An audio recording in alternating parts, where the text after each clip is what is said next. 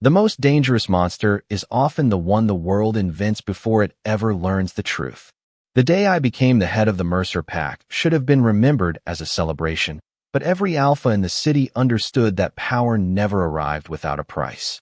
My father had ruled one of the oldest Mafia packs for nearly 30 years before illness finally claimed him, and the moment the funeral ended, the Council of Packs handed me a sealed document instead of condolences.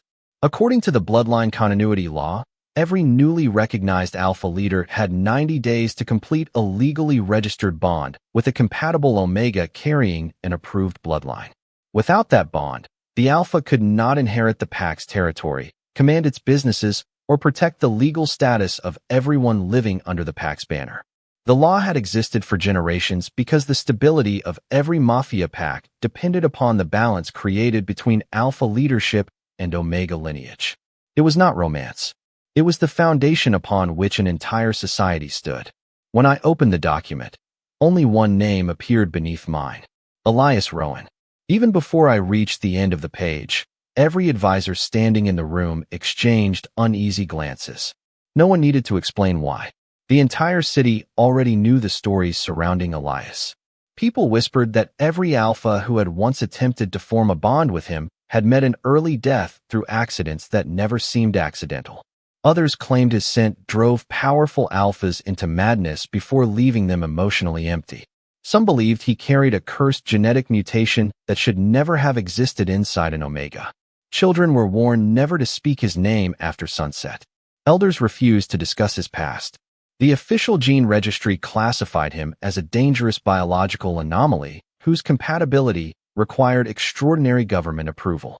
The newspapers had long ago given him a title no one questioned anymore: the Monster Omega. I had spent years negotiating with rival Mafia families, dismantling criminal alliances, and surviving political betrayals, yet I had never met Elias Rowan in person. Everything I believed about him came from reports, rumors, and official records stamped with the highest level of council authority. I told myself that facts mattered more than gossip, but when every fact seemed to support the same terrifying conclusion, doubt became difficult to ignore. My legal advisor quietly reminded me that refusing the marriage would immediately suspend my claim as alpha. Mercer Pack would lose jurisdiction over its businesses, safe territories, and community protection agreements. Rival packs would divide our influence within weeks. Hundreds of families depended upon the decision I made. Personal preference had no place inside Bloodline Law. 3 weeks later, the wedding took place inside the Grand Hall of the Moon Council, where every major Mafia pack sent representatives to witness the bond. White marble columns stretched toward a ceiling decorated with silver moons and ancient alpha and omega crests. Crystal chandeliers reflected soft light across polished stone floors, while musicians played a slow ceremonial arrangement that echoed through the vast chamber. Despite the elegance surrounding us, the atmosphere remained painfully cold. Guests whispered behind respectful smiles, never taking their eyes off the Omega standing at the opposite end of the aisle. When Elias finally entered the hall, the silence deepened until even the music seemed distant. He wore a formal white ceremonial coat embroidered with delicate silver patterns instead of the dark colors traditionally reserved for Mafia marriages. His soft brown hair framed a calm expression that revealed neither fear nor resentment. His silver eyes never searched the crowd for approval because he already understood none would be offered. I expected someone dangerous. I expected someone whose presence would match the horrifying reputation built around his name. Instead, I saw a quiet Omega carrying loneliness with remarkable dignity. Even so, the tension throughout the chamber only intensified as he approached. Several alpha representatives instinctively stepped backward, avoiding even the possibility of catching his scent. Others lowered their voices as though speaking too loudly might awaken. The curse they believed surrounded him. Elias ignored every frightened stare with practiced composure. It was obvious he had endured this treatment for years. The ceremony began exactly at noon. The chief registrar reviewed the legal obligations required under Bloodline Continuity Law before asking us to place our hands upon the ancient bond stone that authenticated every recognized Alpha and Omega union. I looked directly into Elias's eyes for the first time. There was sadness there, but no hatred. There was exhaustion, but not surrender. As our hands touched the polished stone together, the chamber waited for the familiar crimson light that had marked lawful bonds for generations. Instead, brilliant silver radiance burst through the hall, illuminating every face beneath the towering ceiling. Gasps echoed from every direction as the impossible light wrapped around the bond marks forming beneath our skin. The chief registrar froze in stunned silence. The council members rose from their seats, and for the first time in recorded Mafia history, every witness realized they were looking at a bond no law had ever prepared them to understand. 8 days passed after the ceremony, yet the silver bond mark remained unchanged, quietly glowing beneath the sleeve of my formal jacket every morning. The council offered no explanation because none existed in any legal archive. Their silence only fueled more rumors throughout the city. Some claimed the unusual bond was an omen that Mercer Pack would collapse before the year ended. Others insisted it proved the monster Omega had finally revealed his true nature. Inside the Mercer estate, however, reality looked nothing like the frightening stories spreading beyond its gates. Elias rarely spoke unless someone addressed him first. He woke before sunrise each morning, not because anyone expected it, but because he preferred the peaceful hours before the household became busy. Instead of acting like the mysterious figure everyone feared, he quietly helped the kitchen staff prepare breakfast trays for elderly employees who had served the pack for decades. He memorized every servant's name within days and thanked each person with genuine kindness that never sounded rehearsed. The older employees slowly began smiling whenever he entered a room, although they still glanced around nervously, worried someone important might notice their growing comfort. I watched all of this from a distance without saying much. Every report I had ever read insisted that Elias manipulated people through carefully crafted appearances, yet nothing I observed supported that conclusion. He accepted suspicious stares without complaint. He never demanded privileges that belonged to the Alpha's spouse. He never attempted to influence pack decisions or interfere with business meetings. More surprisingly, he consistently avoided invoking the legal authority granted by our bond. One afternoon, while reviewing financial reports in the East Wing library, I noticed raised voices coming from the courtyard below. Looking through the tall windows, I saw 2 teenage Alpha trainees refusing to let a young Omega apprentice enter the training garden because they believed lower-ranked Omegas should not share the same space. Before any supervisor could intervene, Elias calmly walked toward them. His expression remained gentle, but his posture carried quiet confidence. Rather than criticizing the young Alphas, he simply asked whether they remembered the first principle taught by every pack instructor. They hesitated before one reluctantly answered that a pack survived only when every member contributed according to their strengths. Elias smiled warmly and asked how excluding someone strengthened the pack. Neither Alpha could answer. Without raising his voice or humiliating anyone, he invited the young Omega to join him inside the garden, where they spent the next hour tending flowers that surrounded a marble fountain. The confrontation ended not with anger, but with reflection. Even the trainees seemed embarrassed by their own behavior instead of resentful toward him. Later that evening, something even stranger occurred. During a routine leadership meeting, several senior Alphas entered the conference room shortly after Elias had delivered tea to the staff. Instead of displaying agitation or aggression, every Alpha gradually became noticeably calmer. Heated disagreements softened into respectful discussions. One advisor who normally argued over every budget proposal unexpectedly complimented another executive's suggestion. I did not understand what had changed until my chief physician quietly approached me after the meeting. He admitted that he had been observing the household since the wedding because of widespread concerns regarding Elias's scent. His findings completely contradicted the official registry files. According to every documented report, prolonged exposure to Elias should have increased Alpha instability. Instead, measured hormone responses among Mercer Pack members consistently indicated reduced stress levels, steadier emotional balance, and improved cooperation. The physician confessed that he had repeated the tests 3 separate times because he believed the equipment had malfunctioned. Every result remained the same. Before I could question him further, he lowered his voice and revealed something even more unsettling. Someone had already contacted him anonymously, offering a fortune to falsify his medical records and confirm that Elias remained dangerous. He refused the offer, but the message was clear. Somewhere beyond the walls of Mercer Estate, someone desperately needed the monster Omega to remain a monster, regardless of what the truth actually revealed.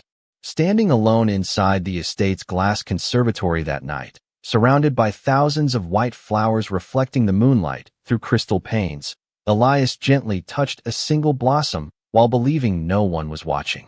For the first time since our marriage, I realized I was no longer trying to understand a legend.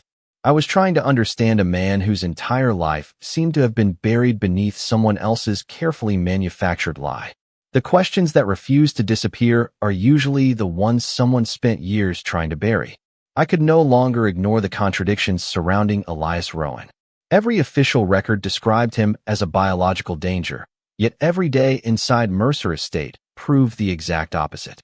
The silver bond mark had remained perfectly stable for nearly 2 weeks, something the council's physicians admitted should have been impossible if the registry files were accurate. Even more troubling, the anonymous attempt to bribe my chief physician revealed that someone still feared the truth enough to pay for another lie. I ordered no public investigation because the council monitored every legal inquiry involving Bloodline records. Instead, I trusted only one person outside my immediate household, my longtime legal advisor, Margaret Ellis, whose reputation for protecting confidential PAC matters had earned respect from every major family. Late one evening, we entered an abandoned registry archive hidden beneath the original council courthouse, a place that had not been opened for decades after newer digital systems replaced thousands of handwritten genetic records. Dust-covered rows of steel cabinets stretching through dim underground corridors lit only by aging emergency lights.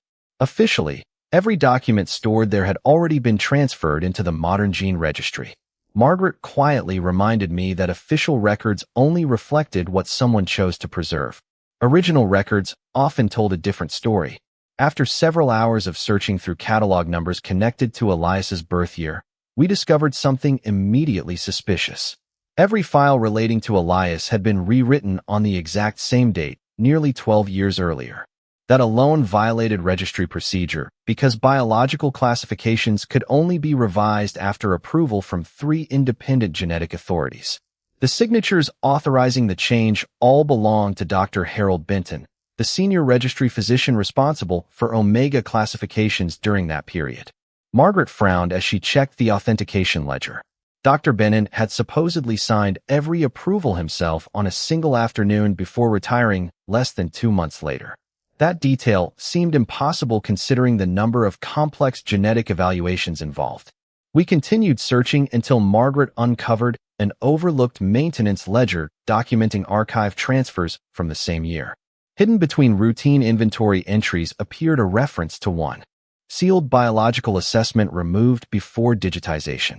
Its destination had been erased with black ink, but the identification code remained partially visible. We followed the code into a restricted storage chamber protected by obsolete mechanical locks that no longer appeared on any modern registry map. Inside stood shelves containing forgotten evidence boxes waiting for destruction orders that had apparently never arrived. One sealed envelope carried Elias Rowan's birth registration number. The official seal had been broken years ago, but the documents inside remained untouched. I carefully unfolded the original classification report while Margaret compared it against the digital registry. My heartbeat slowed as I reached the diagnosis section. The words were unmistakable. Guardian Omega, not Monster Omega. The report described Guardian Omegas as one of the rarest genetic variations ever documented, possessing a naturally stabilizing scent profile that reduced alpha aggression, strengthened long-term pack cooperation, and increased emotional regulation throughout bonded communities. Rather than creating chaos, their presence helped prevent it.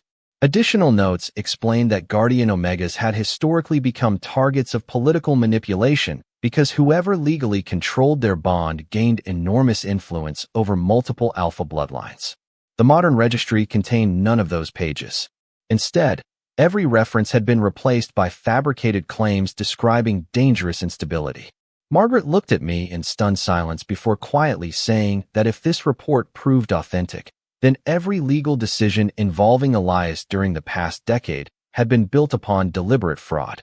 We searched for supporting evidence, and soon found another forgotten ledger recording authorization requests. Dr. Benton had initially rejected Elias's reclassification, citing insufficient medical evidence. Yet only 3 days later, revised approval documents appeared bearing the same signature. Margaret examined the handwriting under a portable magnifier and immediately noticed subtle differences between the authentic and altered signatures. Someone had forged the physician's authorization. I remembered that Dr. Benton had died unexpectedly less than a year after retirement, taking any opportunity to challenge those forged records with him. As we carefully returned the fragile documents to their protective sleeves, another realization settled over both of us. If Guardian Omegas truly possessed the ability to stabilize powerful alpha packs, then Elias had never been hidden because he was dangerous. He had been hidden because someone wanted exclusive control over the extraordinary influence his existence represented. Whoever rewrote his history had not merely stolen his reputation. They had reshaped the balance of power throughout the entire Mafia world, and the silver light that had appeared during our bond suddenly seemed far less like an accident and far more like the first undeniable piece of a truth that powerful people had spent years ensuring would never be discovered. Truth rarely stays hidden once powerful people begin protecting the same lie. Margaret and I left the forgotten archive before sunrise carrying only handwritten notes because removing the original records would immediately alert anyone still watching the registry. During the following week, I quietly compared every business agreement, inheritance record, and bloodline authorization connected to Elias over the past 12 years. One name surfaced repeatedly in transactions that should never have intersected with a single Omega's classification: Victor Holloway. As alpha of the Holloway syndicate, Victor controlled one of the largest mafia alliances in the country, yet his influence extended far beyond legitimate pack affairs. His representatives regularly financed registry modernization projects, genetic research foundations, and private security contracts protecting council facilities. None of those investments appeared suspicious individually, but together they formed a pattern that reached every institution responsible for regulating Alpha and Omega society. Margaret eventually uncovered confidential financial ledgers showing that organizations receiving Holloway funding had all participated in revising Guardian Omega records shortly before. Elias's classification changed. The timing was too precise to dismiss as coincidence. I arranged a formal diplomatic visit to Victor's headquarters under the pretense of discussing new trade routes between our territories. His estate overlooked a sprawling valley where dozens of Alpha guards patrolled immaculate stone courtyards lined with black marble statues honoring generations of Holloway leaders. Victor welcomed me with effortless confidence, speaking warmly about stability, tradition, and cooperation among the packs. His polished manners never concealed the calculating intelligence behind his calm smile. Throughout our conversation, he asked surprisingly little about Mercer business interests and instead focused almost entirely on Elias. He wondered whether married life had been peaceful, whether the unusual silver bond had created difficulties, and whether I had noticed anything unexpected about my Omega's presence. His questions sounded casual, yet every one of them measured exactly how much I already understood. Before I departed, Victor guided me toward an upper balcony overlooking the valley below. Several influential Alpha leaders had gathered there for a private reception scheduled later that evening. As servants prepared the hall, Victor casually remarked that rare bloodlines often determine the future of every pack far more effectively than armies or financial power. He added that extraordinary Omegas should never be left in inexperienced hands because history proved they could reshape entire generations of Alpha leadership. His words were delivered with a pleasant smile, but they felt less like friendly advice and more like a carefully disguised warning. 2 nights later, Margaret received another confidential source inside the council. The informant revealed that Victor had spent years purchasing legal guardianship rights over rare Omega bloodlines through shell organizations operating under charitable names. Families facing financial hardship unknowingly surrendered long-term genetic claims in exchange for immediate assistance. Guardian Omegas had become almost impossible to identify because every surviving record describing them had gradually disappeared from public archives. Elias had simply been the most valuable target of all. The final piece arrived unexpectedly through my chief physician. He completed a deeper biological analysis of the silver bond using advanced pack medical equipment unavailable during the wedding ceremony. His conclusion fundamentally changed everything I believed. The silver resonance between Elias and me was not a mutation or an accident. It matched fragmented historical descriptions attached to forgotten Guardian Omega research. Instead of binding one alpha through dominance, the bond created mutual stability by strengthening trust, emotional clarity, and cooperative leadership throughout an entire pack. If such a bond became widely recognized, every political strategy built upon controlling fearful alphas would begin collapsing. Suddenly, Victor's motives became unmistakably clear. He had never wanted the world to fear Elias because Elias was dangerous. He wanted the world to fear Elias so no rival pack would ever discover the extraordinary value hidden beneath the false reputation. By isolating one Guardian Omega behind the mask of a monster, Victor preserved the opportunity to claim that power for himself when the political balance favored him. As I returned to Mercer Estate that evening, I found Elias quietly reading beside the conservatory windows while moonlight reflected across thousands of white flowers. He looked up with the same calm expression he had carried since the day we met, completely unaware that the lie surrounding his life had never been created out of hatred alone. It had been carefully engineered because someone believed possessing one Guardian Omega could eventually place every Mafia pack under a single alpha's control.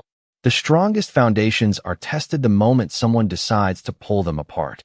Less than 48 hours after I confirmed Victor Holloway's involvement in the falsified registry records, an emergency notice bearing the seal of the Mafia Council arrived at Mercer Estate. The document declared that our bond had been placed under immediate legal review after an anonymous petition alleged serious irregularities during the registration ceremony. Until the investigation concluded, all executive authority connected to my bloodline succession would be temporarily suspended. According to council procedure, any bond suspected of violating registry standards automatically lost legal recognition until its biological status could be verified. I read the notice twice before placing it quietly on my desk. Victor had made the first public move. By noon, the consequences spread across the city. Several financial institutions froze Mercer Pack inheritance accounts because bloodline leadership could no longer be confirmed. Long-standing commercial partners delayed contracts that required an officially recognized alpha. Smaller packs that depended upon Mercer protection requested emergency guidance because they no longer knew whether our legal authority still existed. None of this required threats or violence. The law itself was dismantling everything my family had built simply because a single registry entry had been challenged. Throughout the estate, uncertainty settled over every conversation.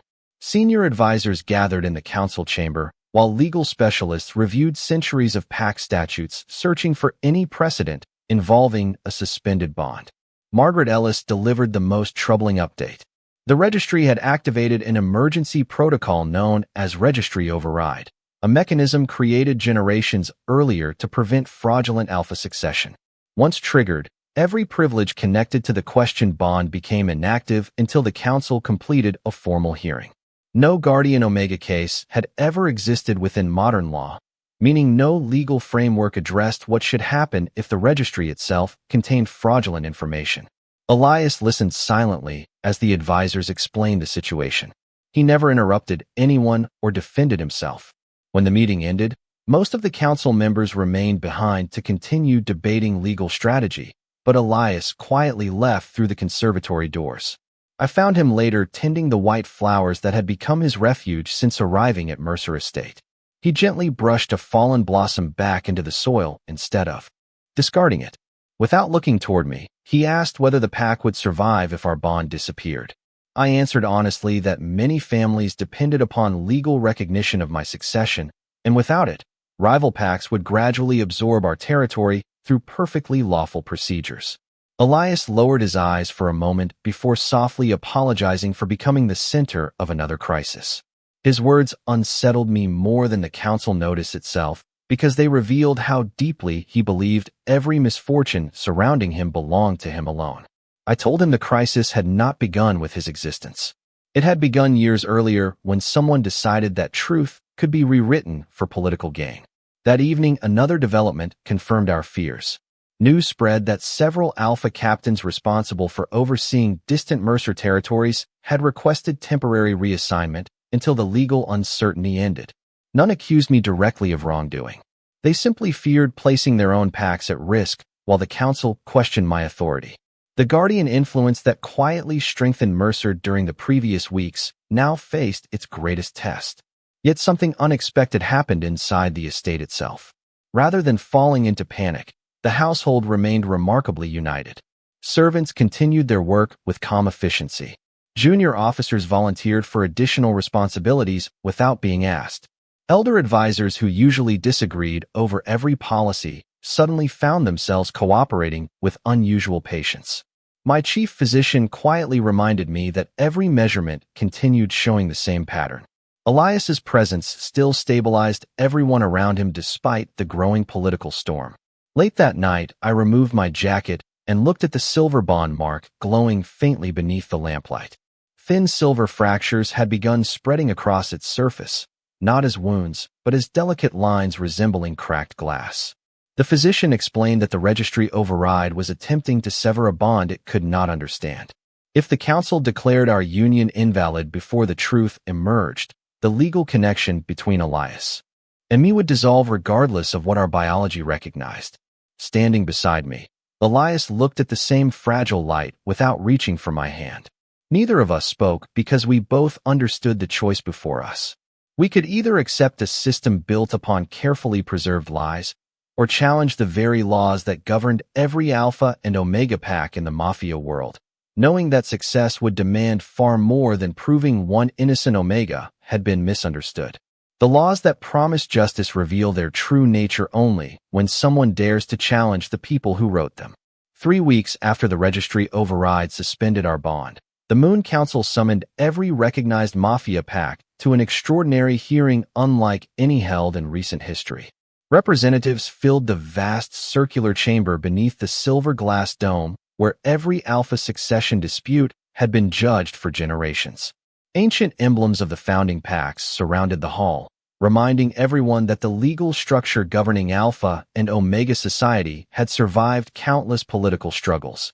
Yet as Elias and I entered together, the atmosphere carried less confidence than tradition usually inspired. Every conversation stopped. Some delegates stared at the silver fractures still visible across the bond mark on my wrist. Others watched Elias with the same suspicion they had carried since the wedding, although uncertainty had begun replacing certainty inside many of their expressions. The council chancellor opened the hearing by declaring that the purpose of the session was not to determine whether Mercer Pack deserved its authority, but whether the registry itself had faithfully upheld Bloodline Law. That single statement shifted the balance of the room. Margaret Ellis presented our evidence first. She carefully introduced authenticated copies of the Forgotten Archive records, the original Guardian Omega classification, the maintenance logs proving unauthorized document transfers, and the handwriting analysis showing that Dr. Harold Benton's approval signatures had been forged. Every document was examined by independent legal archivists appointed by the council itself. None questioned their authenticity. Murmurs spread through the chamber as officials realized that records accepted as unquestionable for more than a decade had been deliberately altered. Victor Holloway remained calm throughout the presentation. When his turn arrived, he argued that forgotten archives could not outweigh the modern registry because legal stability depended upon trusting current institutions rather than abandoned paperwork. He insisted that reopening historical classifications would throw every pack into uncertainty and undermine the foundation of Alpha and Omega governance. His reasoning sounded persuasive until Margaret quietly asked a single question. If the registry had nothing to hide, why had anonymous payments been offered to physicians willing to falsify new medical evaluations of Elias after the wedding? Victor denied any knowledge, but the question lingered over the chamber like an approaching storm. Then the chancellor invited Elias to testify. The hall became completely silent as Elias stepped forward without hesitation. He did not accuse anyone or speak with anger. Instead, he described what it meant to spend years believing the official records about himself because every authority insisted they were true. He explained that every school refused to keep him once parents learned his classification. Employers rejected him before interviews began. Families crossed the street rather than allow their children near him. Even Omega shelters limited his visits because they feared upsetting resident alphas. He said the greatest burden had never been loneliness. It had been believing that perhaps everyone else was correct and that he truly was dangerous simply because the law insisted he was. No one interrupted him. Even the delegates who had opposed Mercer earlier lowered their eyes as his quiet words settled across the chamber. My chief physician followed with the final medical testimony. Using biological data collected over several weeks inside Mercer Estate, he demonstrated that every measurable response contradicted the registry description of a monster Omega. Alpha stress indicators consistently declined in Elias's presence. Emotional stability improved. Cooperative decision-making increased throughout the pack. The physician then compared those findings with fragmented historical medical journals recently recovered from the archive. Their descriptions of Guardian Omega biology matched Elias almost perfectly. The chamber erupted into astonished discussion. For the first time in living memory, respected council physicians publicly acknowledged that Guardian Omegas had not been myths, but forgotten genetic classifications erased from modern law. The Chancellor ordered an immediate independent investigation into every registry alteration connected to Elias, and temporarily suspended all legal decisions based upon the falsified classification. Yet one painful consequence remained beyond anyone's immediate authority. The registry override had already damaged the legal integrity of our bond beyond automatic restoration. Even if every accusation against Elias collapsed, centuries-old statutes contain no mechanism for repairing a bond invalidated through fraudulent government action. As the hearing adjourned beneath the silver dome, many delegates approached Elias not with fear, but with quiet respect. Across the chamber, I noticed Victor leaving without his usual confidence, surrounded by advisors speaking in anxious whispers for the first time. The truth had finally reached the council, but the future of our bond and the laws governing every Alpha and Omega pack remained suspended between a broken past and a system that had not yet learned how to correct its own mistakes. Sometimes the greatest act of loyalty is giving someone the freedom to choose a future that no law can force upon them. The council's investigation continued for several weeks, and with every new report, another piece of Victor Holloway's carefully constructed deception collapsed. Financial records confirmed years of hidden payments to registry officials. Independent handwriting experts authenticated the forged authorizations attached to Elias's classification. Former clerks admitted that sealed archives had disappeared under direct orders issued through shell organizations connected to Holloway's network. Public opinion shifted with astonishing speed. The same newspapers that had once called Elias the monster Omega now questioned how an entire society had accepted fabricated records without demanding proof. Yet despite the truth finally emerging, one painful reality refused to change. The registry override had permanently dissolved the legal foundation of our bond. According to existing bloodline law, a bond invalidated by official action could not simply be restored, even when the government's own mistakes caused the damage. The law recognized procedures for punishment, but not for repairing injustice. One quiet morning, the council formally delivered its ruling. Every accusation ever recorded against Elias was declared legally unsupported. His classification as a monster Omega was erased from every active registry. His authentic Guardian Omega status was restored for the first time since childhood.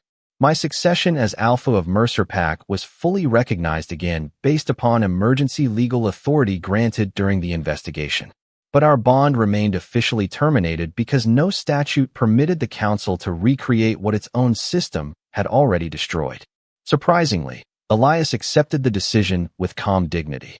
He thanked the council for correcting the historical record and left the chamber without requesting any special exception.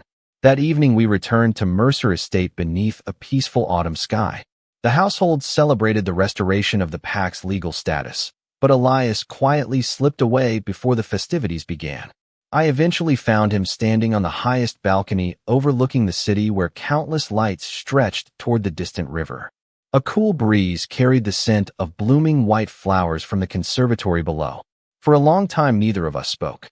The silver bond mark had faded into a faint outline on both our wrists, no longer fractured, yet no longer active either. Finally, I broke the silence. I told Elias that when we first married, I believed my duty was simply to obey the law and preserve Mercer Pack. Then I believed my responsibility was to expose Victor's conspiracy. Somewhere along that journey, however, my purpose quietly changed. I no longer wanted a bond because the council required one. I wanted a future where Elias could decide his own life without anyone using fear, bloodlines, or politics to choose for him.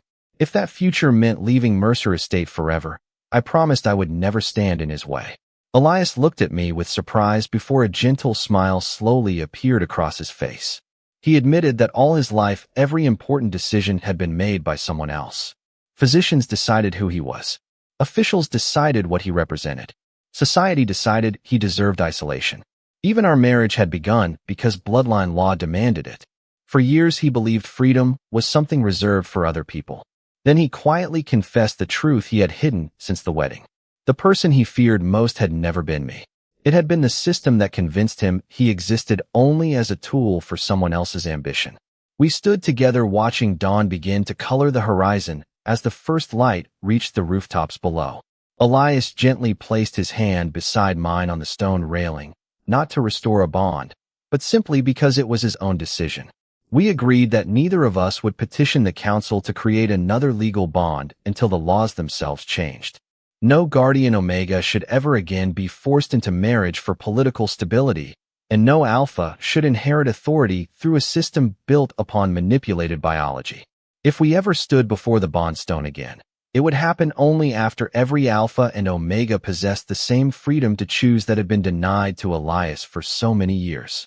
As the rising sun illuminated Mercer Estate, I realized our greatest victory had never been exposing one conspiracy. It was refusing to rebuild our future upon the same broken foundation that had stolen so many years from the man standing beside me. Real change begins only after people decide that restoring the past is no longer enough. Nearly 4 months after the Moon Council acknowledged the fabricated records surrounding Elias, representatives from every recognized Mafia pack gathered once again beneath the Great Silver Dome. But this meeting carried an entirely different purpose. Instead of deciding the fate of one Guardian Omega, they would determine whether the legal system that governed every Alpha and Omega should continue unchanged or finally evolve. Independent investigators presented the complete results of their inquiry before the assembly. Years of financial documents, registry correspondence, forged authorizations, and concealed transfers revealed that Victor Holloway had quietly built an influence network reaching into nearly every institution responsible for bloodline administration. By controlling information instead of territory, he had shaped pack politics for more than a decade without drawing public suspicion. The council unanimously stripped Victor of every leadership position within the Holloway syndicate and permanently prohibited him from participating in registry oversight or bloodline governance.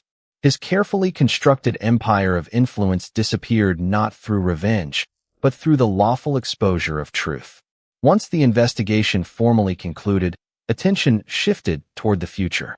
Council scholars, physicians, legal historians, Alpha leaders, Omega advocates, and independent registry experts spent days reviewing proposals designed to prevent another tragedy like Elias's from ever happening again.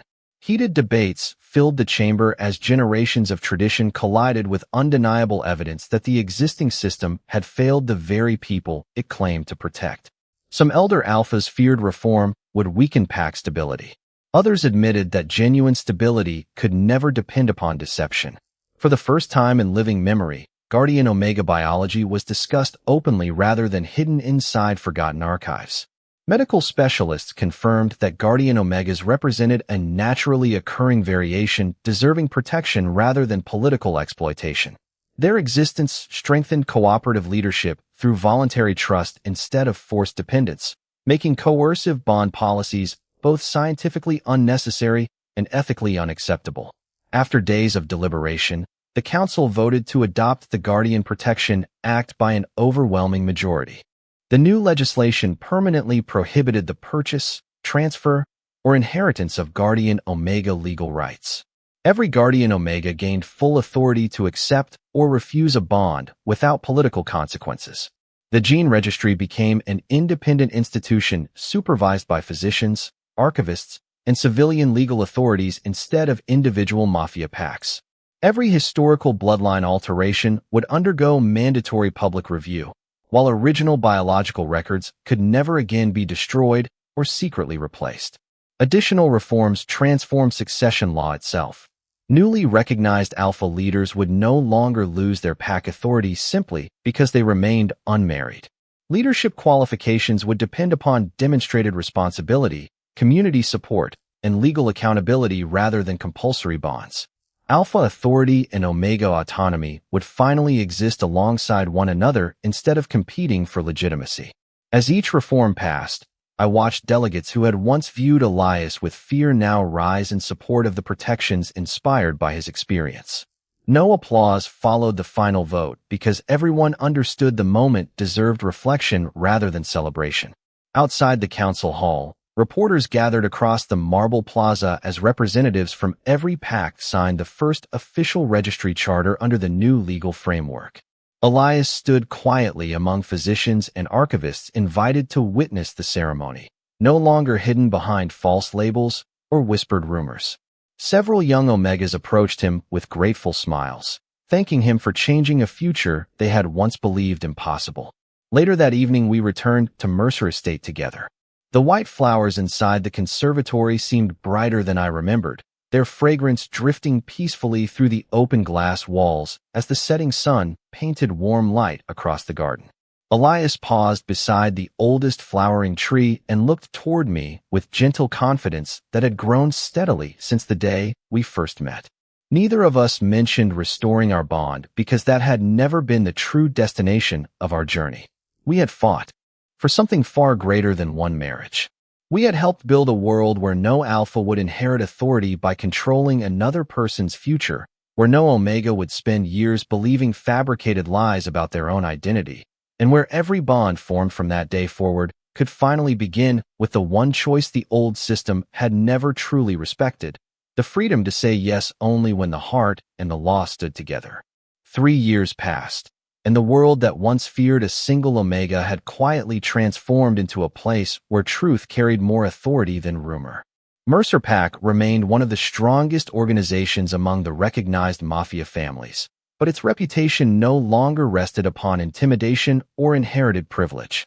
Under my leadership, every major decision required public accountability before the Pack Council, a practice that many traditional alpha leaders had once dismissed as impossible. Instead of weakening our influence, transparency strengthened the trust shared by every alpha, Omega, and Beta who called Mercer territory home. Other packs gradually adopted similar reforms, proving that stability did not require fear when fairness became the foundation of leadership. The independent gene registry had become one of the most respected institutions in the country. Every historical biological record was preserved under multiple layers of civilian oversight, and no single alpha, physician, or political organization possessed the authority to alter classifications in secret again. Young guardian Omegas who had spent childhood hiding from society now received education, legal protection, and medical guidance without being treated as rare political assets. Elias devoted himself to helping build that future. Together with physicians, historians, and counselors, he established the Guardian Academy, the first educational center dedicated to supporting Guardian Omegas and teaching every pack how their unique biology contributed to healthy communities through cooperation rather than control. Families traveled hundreds of miles to attend seminars explaining the history that had once been erased from official records. Parents who had feared rare bloodlines now left with hope instead of uncertainty. Watching Elias speak before classrooms filled with young Omegas often reminded me how remarkable his journey had been. The quiet man who once believed every accusation written about him had gradually become the person others trusted to explain the truth. His kindness had never changed. Only the world around him finally learned to recognize it. One cool autumn evening, invitations arrived from the Moon Council requesting our presence beneath the same silver dome where our first bond had astonished every witness years earlier. This gathering felt entirely different. There were no emergency hearings, no legal accusations, and no whispered rumors waiting beyond the doors. Representatives from every major pack had assembled simply to witness the first voluntary bond ceremony conducted under the Guardian Protection Act. The Chancellor welcomed us not as symbols of political necessity, but as two citizens exercising rights that now belonged equally to every Alpha and Omega. Before the ceremony began, he publicly acknowledged that the Council had once failed to protect the very people it existed to serve. Rather than hiding that history, he urged future generations to remember it so similar mistakes would never return. Elias turned toward me with the same calm silver eyes I had first seen on our wedding day, but this time there was no loneliness hidden behind them. I asked one simple question that no law had ever permitted before. I asked whether this was truly the future he wanted. He smiled with quiet certainty and answered yes. There were no expectations beyond that answer, no pressure from bloodline statutes, no political bargains waiting outside the chamber. When we placed our hands upon the restored bond stone, soft silver light flowed gently around us once again. No one gasped in fear. Instead, peaceful silence filled the hall as every witness understood that the light represented choice rather than obligation. The new bond mark shimmered with the same silver radiance as before, yet it felt completely different because it belonged to us instead of the ambitions of others. As we stepped outside, beneath the evening sky, white flowers lined the marble pathway leading toward the gardens surrounding the council hall. Children from several packs laughed together without caring who carried Alpha, Omega, or Guardian bloodlines. Their future would never resemble the past that had shaped ours, and that realization became the greatest reward either of us could have imagined. Looking back across the years, I finally understood that the greatest monster had never been an Omega misunderstood by society. It had been fear protected by lies. Once the truth was finally allowed to breathe, it changed not only two lives, but the future of every Alpha and Omega who chose to build their bonds through trust, dignity, and freedom. What would you have done if you were in this situation? Tell us in the comments. If you love Alpha and Omega stories filled with passion, loyalty, heartbreak, and second chances, please like, subscribe, and turn on notifications so you never miss our next story.